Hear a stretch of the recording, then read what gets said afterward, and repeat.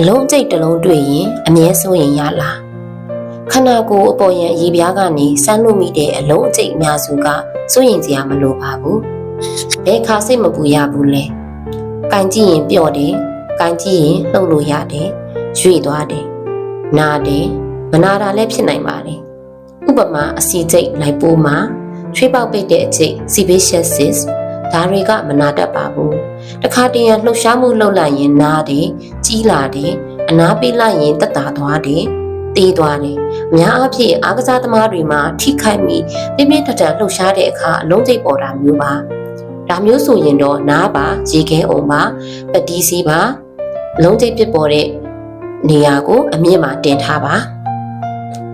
ဘဲခါဆရာဝန်နဲ့ပြတင်တယ်လေ။ကိုင်းကြည့်ရင်မာတယ်မရွေးဘူးလှုပ်မရဘူးတဖြည်းဖြည်းနဲ့ကြီးလာတယ်အထူးသဖြင့်အမျိုးသမီးများရဲ့ရင်သားအမျိုးသားတွေရဲ့ငယ်ပါဂျိုင်းလေပင်နေရာတွေဆိုပိုတတိထားတင်ပါတယ်ဘဲအဖုအကျိတ်အလုံးမစိုးနှစ်လက်မထက်ကြီးလာရင်ဒါမှမဟုတ်စတင်တတိထားမိတဲ့အချိန်ကနေတဖြည်းဖြည်းကြီးလာရင်တတိထားတင်ပါတယ်